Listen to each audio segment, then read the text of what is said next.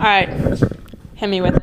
All right, welcome everybody to Keeping Up with Cash. It is your host, Cash Money Morgan. Cash Money Morgan. Keeping Up with Cash. It's your host, Cash Money Morgan. What's going on, everybody? Welcome to Keeping Up with Cash. It's your host, Cash Money Morgan. 2 years. How do you feel? So good. I mean, honestly, if we're breaking it down, the first time I launched the first episode was a mistake. Shout out to Alan Taylor. I mean, I was trying to record the episode, doing it solo, didn't like anything that I was producing, ended up having him join me for the first one, doing an interview of me. It was fun, it went well, and then I remember I was like, I'm gonna schedule this out for a week, and I'm on my lunch break at work, and I clicked the wrong button and it published, and that's the birth of Keeping Up with Cash. And 2 years later, looking back of all the people I've met, the things I've done, the opportunities, the merch, the vibes, I'm so thankful for God and implanting the skills and the opportunity, and I don't know, I'm so grateful for the podcast and what it's brought me. And 2 years is nuts, but I'm excited for so many more. So, what was the most challenging part of this year? Great question.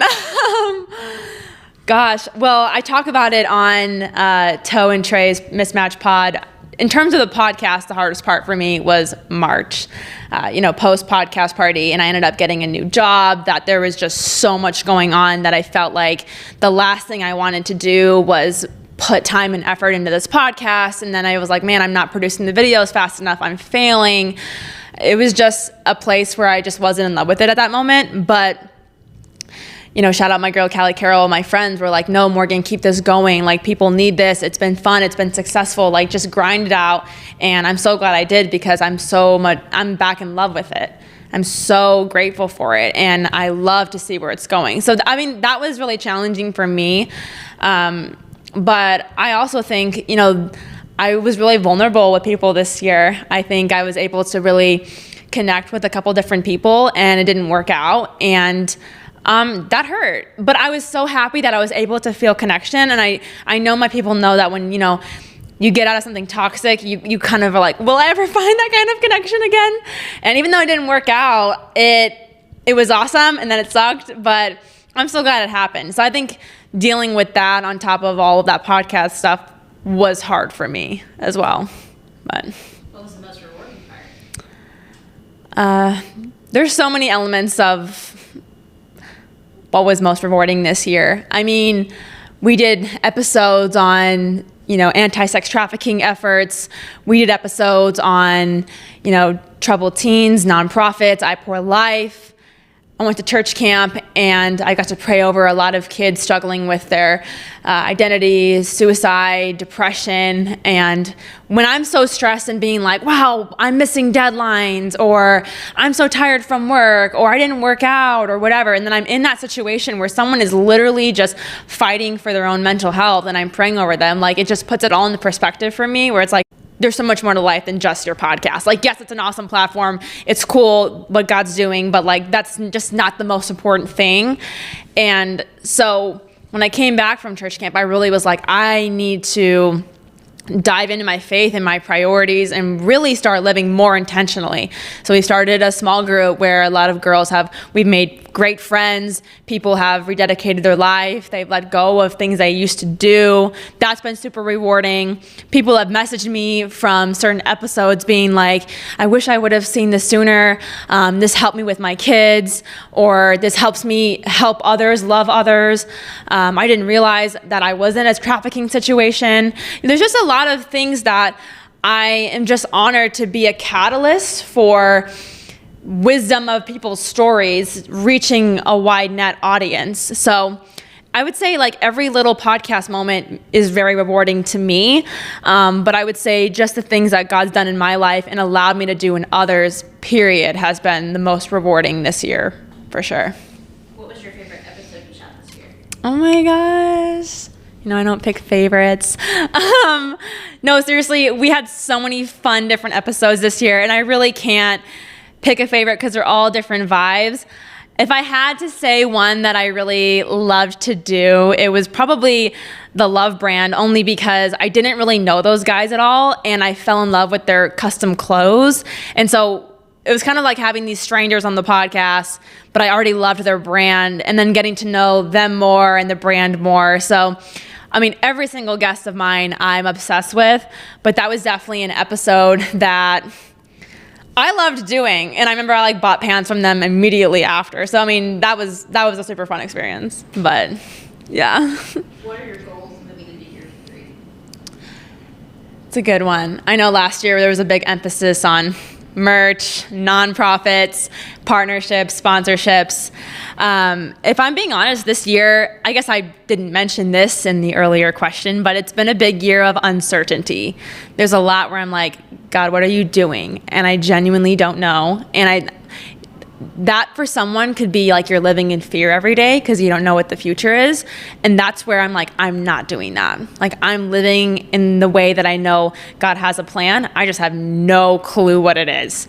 So my personal goals are like, just continue to chase after God with all I have, continue to be a light and a love to everybody, and continue to walk in the skills and talents He's given to me and live my life with purpose. The podcast goals this year is scale the podcast, get better at video editing, grow my team, be more active in Springfield. And I really do want, a big goal of mine is to have the podcast potentially picked up by a network or a big sponsor. It's something that I would love to have an active, passive, we'll clip that later.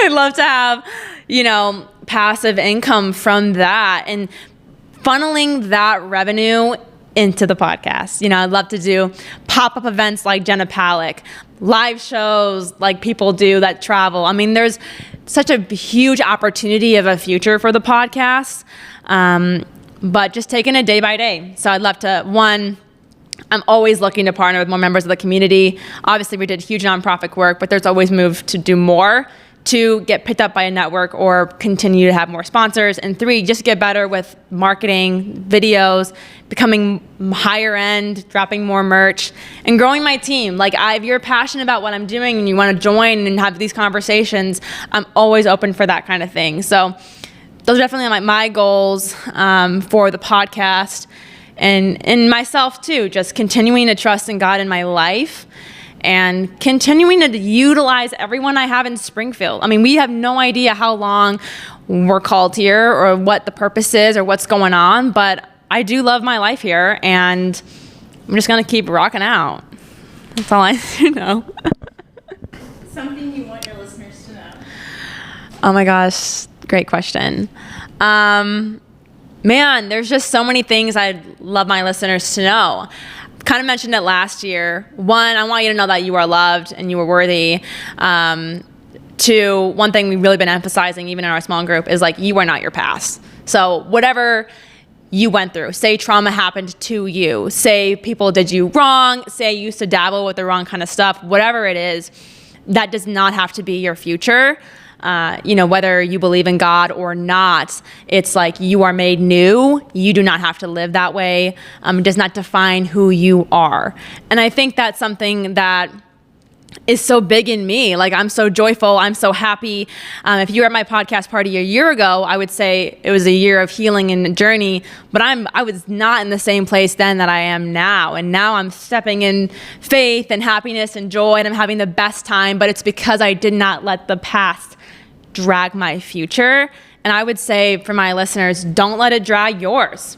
Walk in joy, walk in peace, and pursue the things that you like, even if it's stupid. I mean, people used to think keeping up a cash name was dumb, but they just weren't keeping up correctly. So joke's on them. They're not at this party. Okay, next question. What's something that you've been focusing on that you can thank God for in your life currently? That's good. That's a good question. Gosh, I'm taking the glasses off for that one. Let's get serious with it. Gosh, something I'm focusing on. I'm a big person where it's so funny because I'm really not organized at all in my life, but I'd be lying on the resume. Like, but I think one thing is I'm such a planner in terms of my life. Like, oh, in 6 months I'm gonna go on this trip. In 4 years I want to live in this place. Like, I want to maybe have kids someday at this age, whatever it is. And something that I'm really thankful for God for is all the times he said no to me when I prayed. Like, guys I wanted, jobs I wanted, places I want to move to. Like, I'm so happy that when I would pray and cry to him, like, he said no. And back then, when you're younger, you don't understand and you're upset and you don't get why God would do that. But like for me now at 24, thank God you said no, because I don't want any of those things. So I think being 24 this whole year has really been a lot of like mental, physical, and spiritual growth. And I'm really blessed that I've been able to have this relationship with God, and also understanding just so much more about myself and really what is fulfilling and really like what I want for my life and what is good, and just being able to mentor, younger women, be there for friends, be in those moments where I get to just share love and kindness. I don't know. So I think that's something that you don't have to always plan for the future. You just got to wake up and live in the moment and in today. Because I think there's a lot of moments where I'm always like, oh, I want to do this, that I'm not appreciating what he did right now. And so right now I'm walking in that. I'm vibing out with Springfield. I'm rocking with all of y'all at the pod party, and I'm having the most fun. So I guess that's what I would say. That's a good answer. But here's to year 3. Love ya. Remember to keep on keeping out with cash. Bye. Yes. Bro, I really use that guy as a fun fact. That was crazy. Oh my God.